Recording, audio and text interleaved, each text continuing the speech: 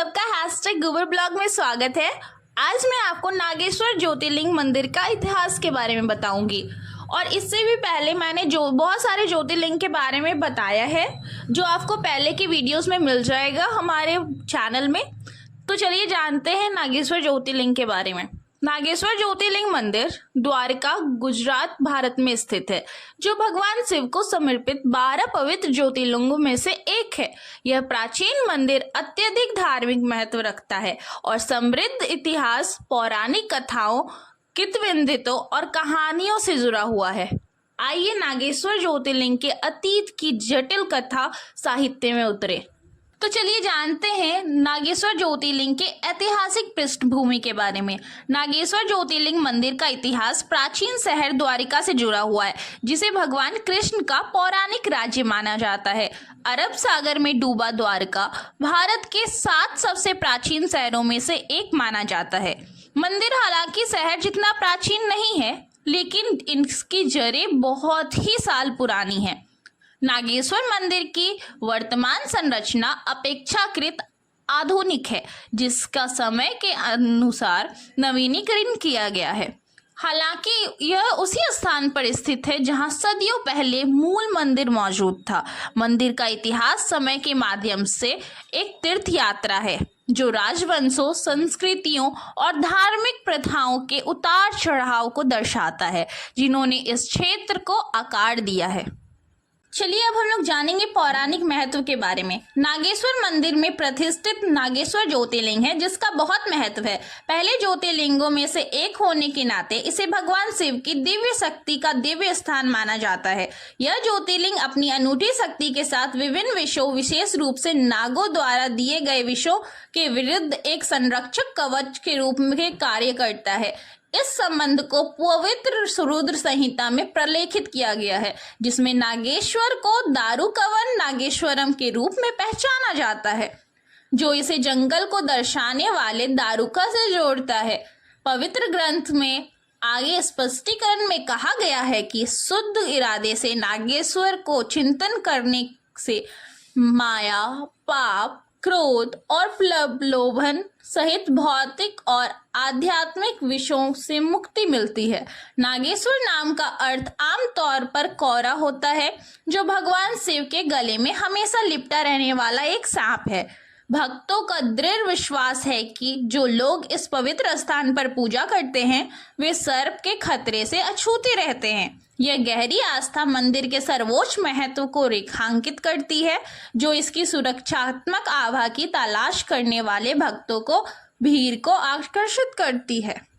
तो चलिए दोस्तों, अब हम लोग जानेंगे दारुका की कथा, जिसके लिए अभी तक हम लोग वेट कर रहे थे। पौराणिक कथा के अनुसार दारुक भगवान शिव का भक्त था, लेकिन अपनी शक्ति से भ्रमित होकर वह अहंकारी हो गया। उसने ऋषियों और अन्य प्राणियों को सताना शुरू कर दिया। संतुलन बहाल करने के लिए भगवान शिव ने एक ज्योतिर्लिंग के रूप में उस स्थान पर प्रकट हुए, जिसे अब नागेश्वर के नाम से जाना जाता है। इस ज्योतिर्लिंग को दारुकवन नागेश्वर या दारुकवन का नागेश्वर कहा जाता है। भगवान शिव ने तब राक्षस दारुक का वध किया, जिससे दुनिया का उसके अत्याचार से मुक्ति मिली। ऐसा माना जाता है कि इस कृत्य के दौरान भगवान शिव से निकली दिव्य ऊर्जा से नागेश्वर में ज्योतिर्लिंग का निर्माण हुआ। इस घटना का महत्व नागेश्वर को समर्पित मंदिर के माध्यम से याद किया जाता है। नागेश्वर ज्योतिर्लिंग से जुड़ी एक और दिलचस्प कहानी है, जो अघोरियों से जुड़ी है। यह एक ऐसा संप्रदाय है जो अपनी अपरंपरागत प्रथाओं के लिए जाना जाता है।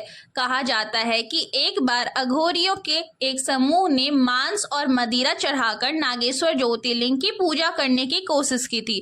भगवान शिव उनकी भक्ति से प्रसन्न हुए, लेकिन उनके अनुष्ठानों को अस्वीकार करते हुए उनके सामने प्रकट हुए और उन्हें अधिक पुण्य पथ की ओर निर्देशित किया।